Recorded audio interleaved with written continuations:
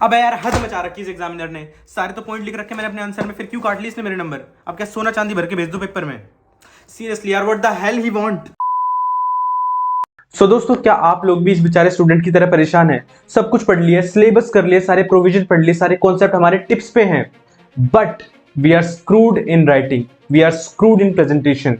Examiner ने presentation के चक्कर में हमारे सारे मार्क्स काट लिए। गाइज, ये बड़ी एक सेंसिटिव चीज है कि हम सब कुछ पढ़ लेते हैं अपना, बट अगर इस प्रेजेंटेशन की गलती की वजह से हम अपना पढ़ाया जो कॉन्सेप्ट हमने पढ़े हैं, सारी मेहनत जो हमने करी है, उस वजह से हम अपने मार्क्स कटवा दे, तो दोस्तों ये तो मैं कहूँगा कि एक तरीके से बहुत बड़ी बेवकूफ़ी, बहुत बड़ा ब्लंडर है हमारे साथ कि हमें ये पता नहीं कि अपने आंसर को प्रेजेंट कैसे करके आए एग्जाम में। सो दोस्तों, आज की इस वीडियो में मैं आपको बताने वाला हूँ ऐसी 7 टिप्स एंड ट्रिक्स जिससे आप एग्जामिनर के माइंड के साथ खेल सकते हो, एग्जामिनर को थोड़ा कंफर्टेबल फील करवा सकते हो।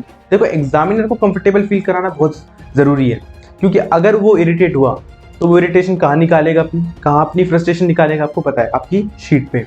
तो कैसे आपको एग्जामिनर के माइंडसेट के साथ खेलना है, मैं आपको बताने वाला हूँ ऐसी 7 टिप्स एंड ट्रिक्स जो आपके बहुत काम आने वाली है। 7 टिप्स एंड ट्रिक्स को आप जरूर सुनना, वीडियो को लास्ट तक देखना ताकि आप कोई भी ऐसी बेवकूफ़ी ना करके आओ कि जिससे आपकी करी कराई मेहनत पे पानी फिर जाए। तो दोस्तों, जिसने भी अब तक चैनल को सब्सक्राइब नहीं कराया वो जल्दी से कर लो subscribe. And now without wasting any time हम चलते हैं अपनी उन 7 टिप्स एंड ट्रिक्स के ऊपर जिसके लिए आज हम मिले हैं। सो दोस्तों, फर्स्ट टिप इज दैट कि act smart in your exam. आपको पता है स्मार्ट एक्ट करना कितना ही जरूरी है आज के टाइम पे। हर जगह एक्ट करना पड़ता है हमें स्मार्टली, ठीक है? तो हम स्मार्ट कैसे एक्ट करें, दूसरों से अलग कैसे दिखें, दूसरों से अच्छा आंसर हमारा कैसे दिखे? तो दोस्तों, इसके लिए आपको अपनी लिखने की लैंग्वेज पे ध्यान देना पड़ेगा।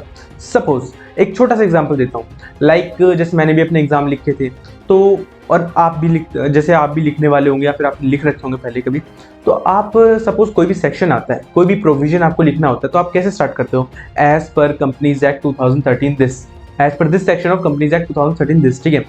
मोस्ट ऑफ द बच्चे इंक्लूडिंग मी, मैंने भी बहुत बार ऐसे ही लिखा है। तो इसको हम स्मार्ट वे में कैसे लिख सकते हैं? Smart way in the sense कि इसको हम थोड़े डिफरेंट तरीके से कैसे लिख सकते हैं? आप कुछ ऐसा लिखो कि in pursuant to section number this, या फिर as provided under section number this of companies act 2013। दोस्तों, ये सब लिखने के पीछे रीजन ये है कि एग्जामिनर पे प्राइमा फेसी आपका जो इंप्रेशन है ना, वो 1 नंबर का जाए। वो ये समझ ले कि भाई किसी इंटेलिजेंट बच्चे की कॉपी है। इंटेलिजेंट आप सभी हो, बट एग्जामिनर को दिखना भी चाहिए, ठीक है? लाइक आप कहीं हाई कोर्ट लिख रहे हो, कहीं सुप्रीम कोर्ट लिख रहे हो, तो साथ में आप ऐसे लिखो कि that appeal should be filed to honourable high court, honourable supreme court. High court ना लिखकर आप उसके साथ ऑनरेबल जोड़ो, सुप्रीम कोर्ट ना लिखकर उसके साथ आप ऑनरेबल जोड़ो। ऐसे स्मार्ट तरीके से लिखो कि एग्जामिनर इंप्रेस हो जाए। और दूसरा, सपोज आप कोई केस स्टडी कर रहे हो, तो आप जैसे पैराग्राफ चेंज करोगे तो ऐसे स्टार्ट करना कि इन द प्रेजेंट केस। इससे क्या होता है ना कि एक फ्लो बन जाता है, ठीक है? मैं आपको, देखो, आपकी बात छोटी छोटी लग रही होंगी कि ये छोटी छोटी बातें आप कैसे बता रहे हो, हमें कैसे समझ में आएंगी, हम अलग कुछ आ गया तो उसको कैसे इंप्लीमेंट करेंगे? दोस्तों, मैं आपको सिर्फ एग्जांपल्स दे रहा हूँ कि आपको किस तरीके से स्मार्टली अपने आंसर को प्रेजेंट करना है, थोड़ा सा कि वो दूसरों से अलग लगे। लाइक सपोज आप कोई डिस्कशन एंड कर रहे हो, सपोज कोई आंसर एंड कर रहे हो, कोई केस स्टडी का ऑब्जर्वेशन दे रहे हो, तो आप ऐसे अपना आंसर एंड कर सकते हो, like in the light of above discussion we conclude that. ऐसे करके आप कंक्लूजन दे सकते हो। ये सब मैंने आपको छोटे छोटे एग्जांपल्स बताए हैं जिसको आप धीरे धीरे हर एक चीज में लगाना स्टार्ट करोगे तो मतलब आपको समझ में आ गई ना बात, दूसरों से थोड़ा सा हटके दिखना है। सो गाइस, फिर देखते हैं हम अपना second point. Guys, second point is that कि avoid using abbreviations. Short form use जितना कम हो सके उतना करो। लाइक देखो, ये काफी स्टूडेंट्स की कंफ्यूजन होती है कि हम या एग्जाम, देखो सबको पता है कि एग्जाम काफ़ी लेंदी होता है, सबका काफ़ी एग्जाम छूट भी जाता है, तो बच्चे सोचते हैं कि हम थोड़े शॉर्टकट्स यूज़ कर लें, शॉर्ट कीज यूज़ कर लें ताकि हमारा एग्जाम जल्दी पूरा हो जाए। देखो, बहुत अच्छी बात है, एग्जाम पूरा करना ज़रूरी बहुत है, 100 मार्क्स तक पूरा करना चाहिए आपको। बट यार, ये जो एब्रीविएशन वाली प्रॉब्लम है ना, ये मैं आपको इसलिए बता रहा हूँ क्योंकि जो बंदा चेक करता है उसका माइंड सेट ना आप पढ़ नहीं सकते हो बिल्कुल ही। वो बंदा कुछ भी सोच सकता है, ठीक है? अब सपोज कोई एज्ड बंदा है, ठीक है, कोई सन की बंदा है जिसको बड़ी इरिटेशन होती है एब्रीविएशंस देख के। देखो, कुछ जगह एब्रीविएशंस यूज करना भी ठीक है, लाइक NCLT हो गया, लाइक हमारा SEBI हो गया फॉर एग्जांपल, ठीक है? अब इनके लिए आप पूरी फुल फॉर्म नहीं लिखो क्योंकि ये काफ़ी फेमस वर्ड्स हैं, काफ़ी फेमस एब्रीविएशंस है, इनको आप यूज़ कर सकते हो। But like abbreviations like board of directors, अब आप बोर्ड ऑफ डायरेक्टर्स की जगह जल्दी में BOD नहीं लिख सकते, एग्जामिनर आपका इरिटेट हो सकता है, ठीक है? Like risk management committee RMC आप नहीं लिख सकते, बहुत ही बेकार लगेगा। लाइक आप एनआरसी लिख के आ रहे हैं, नॉमिनेशन रेमिनेशन कमेटी, आपको पूरा लिखना पड़ेगा कि एनआरसी। आई थिंक सो अगर कोई कूल माइंडेड बंदा होगा तो वो इतना भाव नहीं देगा कि हाँ यार बंदे ने गलत लिखा ये करा। बट कोई बंदा जो पूरी फ्रस्ट्रेशन के साथ, फ्रस्ट्रेशन गलत वर्ड है सॉरी, जो बंदा मतलब पूरा ढंग से देख रहा है, मतलब उसको परफेक्शन चाहिए बेसिकली, ठीक है, तो वो आपकी आंसर में गलतियां जरूर निकालेगा, आपके मार्क्स जरूर काटेगा और दैट्स इट, वो आपके मार्क्स काट लेगा और आपके सामने आंसर शीट आएगी, क्या नंबर कटे हुए हैं। तो गाइस ये था सेकंड पॉइंट कि अवॉइड यूजिंग एब्रिविएशन, जितना कम हो सके उतना यूज करो। Now let's see our third point. Guys, third point is that कि start every new answer with a fresh page. देखो मैं अपनी गलती बताता हूँ सबसे पहले तो आपको कि मैंने क्या क्या गलतियाँ कर रखी थी जब मैंने अपने एग्जीक्यूटिव वगैरह के एग्जाम दिए थे। तो क्या हुआ था, टीचरों ने मुझे बोला तो यही था, जो मेरे टीचर्स थे उन्होंने ये बोला कि फ्रेश पेज से अपना आंसर स्टार्ट करना। बट मेरे अंदर एग्जाम में देशभक्ति की आत्मा जाग गई।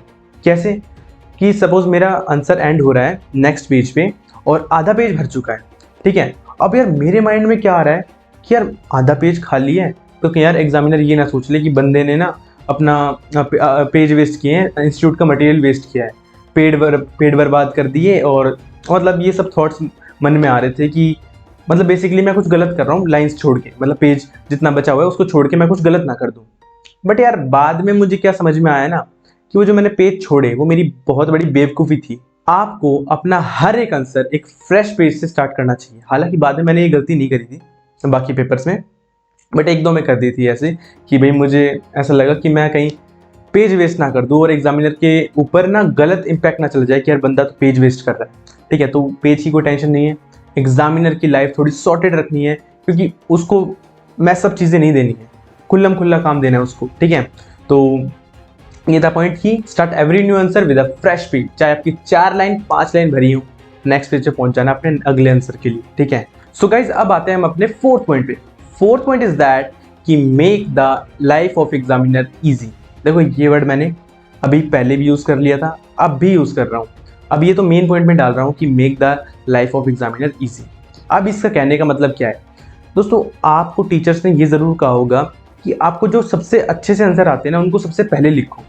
सही कहा है, अच्छी बात है, बट यार पता है आप ये सोचना कि अगर आप एग्जामिनर होते, आप चेक कर रहे होते अपना पेपर या किसी और का पेपर, तो आपका माइंडसेट क्या रहता कि सपोज कोई क्वेश्चन है, लाइक क्वेश्चन नंबर 4 है, उसके अंदर 4 पार्ट है, 4A 4B 4C 4D, ठीक है।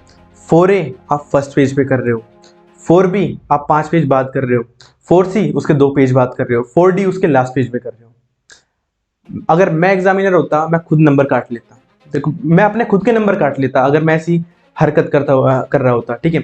हालांकि कुछ गलत नहीं है, बट इससे क्या है ना, जो चेक कर रहा है बंदा उसके माइंड में ना थोड़ी सी इरिटेशन फ्रस्ट्रेशन सी आ जाएगी कि यार बंदा क्या कर रहा है, कैसे उलझा रहा है उसको। तो कहने का मतलब समझ में आया आपको कि एग्जामिनर की लाइफ है ना जो थोड़ी सी ईजी करनी है। ऐसा नहीं है कि चलो सपोज किसी क्वेश्चन में 4 पार्ट है, 2 एक साथ कर दिए 2 एक साथ कर दिए, ऐसा नहीं है कि पूरा क्वेश्चन उधेड़ के रख दिया है, पूरा रायता कर दिया है, उसको एग्जामिनर समेट रहा है, वो समेटते ना आपके नंबर भी ले जाए, समझिए बात को। तो थोड़ा सा इस चीज़ का भी ध्यान रखना। So guys our fifth point is that कि draw line after completion of every answer. हर आंसर कंप्लीट होने के बाद साथ के साथ उस पर लाइन बनाते चलो। काफ़ी लोग सोचते हैं कि हम जब हमारा सारा पेपर हो जाएगा तब आराम से लाइन बनाने बैठेंगे। मैं कह रहा हूँ टाइम नहीं मिलेगा, बिल्कुल नहीं मिलेगा। CS के एग्जाम दे रहे हो, टाइम बिल्कुल नहीं मिलने वाला लास्ट में। आपको क्या करना है, साथ के साथ अपना एक आंसर हुआ, लाइन खींची आगे, ठीक है। क्योंकि लास्ट में देखो भागम भाग रहती है, आपको पता है कि लास्ट के जो 5-7 मिनट होते हैं उसमें रगड़ रहे होते हैं पेपर उस टाइम पे। तो ये लास्ट के लिए मत छोड़ना, उसको साथ के साथ लेके चलना, एक अच्छी प्रेजेंटेशन आती है उससे, ठीक है। और वही है, life of the examiner is easy, थोड़ा सा उसको अच्छा लगता है पेपर देख के हमारा। अगर फिर भी आपको लगता है कि यार हमारे पास थोड़ा टाइम है, हम आराम से अपना पेपर कर सकते हैं, सिचुएशन अंडर कंट्रोल है, तो दोस्तों मैं आपको ये भी रिकमेंड करूंगा कि आपने आंसर के बाद तो लाइन खींची है, जो आंसर में जो मेन पॉइंट्स है ना उसको भी आप अंडरलाइन करके आओ। बेशक स्केल यूज मत करना, देखो आप सोच रहे हो कि स्केल से यूज करेंगे, स्केल यूज करके लगाएंगे, टाइम लग जाएगा।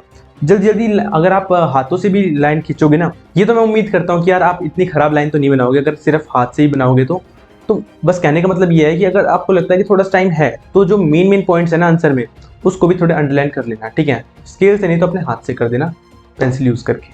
सो guys our sixth point is that कि always make pointers, always make bullets always keep your answer in points not in paragraphs. Paragraph लिखोगे, मैं कह रहा हूँ एग्जामिनर उस पर ध्यान भी नहीं देगा।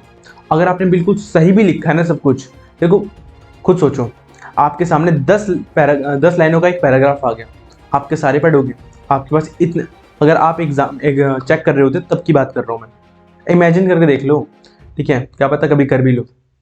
सपोज आप कर रहे हो, ठीक है, और आपके पास ऐसा मतलब किसी बंदे ने ऐसे लिख रखा है आंसर 10 लाइनों का paragraph. I am very sure कि आप वो सारी लाइनें, चाहे वो सही भी होंगी, उस बच्चे ने सही भी लिखी होंगी, नहीं पढ़ोगे।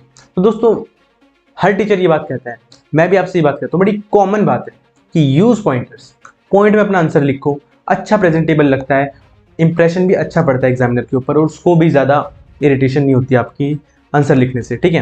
पैराग्राफ लिखोगे, अपनी आंसर की वैल्यू कम कर लोगे। तो बेसिक सी बात है, यूज पॉइंटर्स। और फिर दोस्तों अब हम देखते हैं अपना last point, last 7th point is that कि अवॉइड कटिंग। कटिंग करना जितना कम हो सके उतना करना, बहुत ही, क्योंकि ये खराब इंप्रेशन जाता है। अब आप ही सोच रहे होंगे कि यार अब आंसर गलत हो जाए, हमने कुछ गलती कर दिया, वो काटना तो पड़ेगा ही। आई नो यार, काटना तो पड़ेगा, मैंने भी बहुत काटा है, ठीक है, आंसर गलत हुआ तो वो काटना तो बनता भी।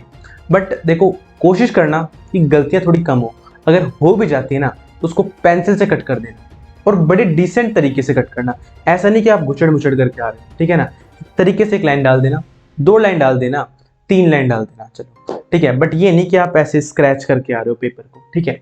तो अगर कटिंग भी करते हो तो बड़े डिसेंट तरीके से करना, और कोशिश करना कि आप एक सेफ साइड पे चलो और कटिंग कम ही करो। सो गाइस, ये थे यार वो 7 पॉइंट्स, वो 7 बातें, वो 7 टिप्स एंड ट्रिक्स, जिनको अगर आप एग्जाम में इंप्लीमेंट करते हो तो आप एग्जामिनर को दीवाना कर दोगे, उसको इंप्रेस कर दोगे बिल्कुल ही, और अपनी एग्जामिनेशन की जो शीट है उसको चांद तारों से भर दोगे। आई होप दोस्तों आपको ये वीडियो पसंद आई है। अगर आपको वीडियो पसंद आई तो इसको अपने दोस्तों के साथ, दोस्तों जरूर शेयर करना।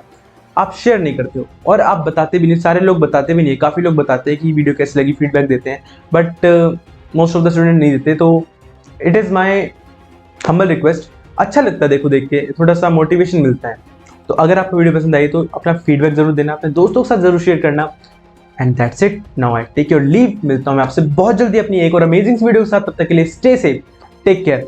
एंड हाँ, मैं बहुत जल्दी 2 मंथ्स प्लान के साथ आने वाला हूँ, जून में पेपर है, 2 मंथ स्ट्रेटेजी के साथ मैं आने वाला हूँ बहुत जल्दी। तब तक के लिए stay tuned and that's it, stay safe, take care, अपना ध्यान रखना, अपनी फैमिली का ध्यान रखना। And thank you so much यारो for watching the video. Keep loving, keep supporting and keep sharing the news. Thank you so much यारो, bye.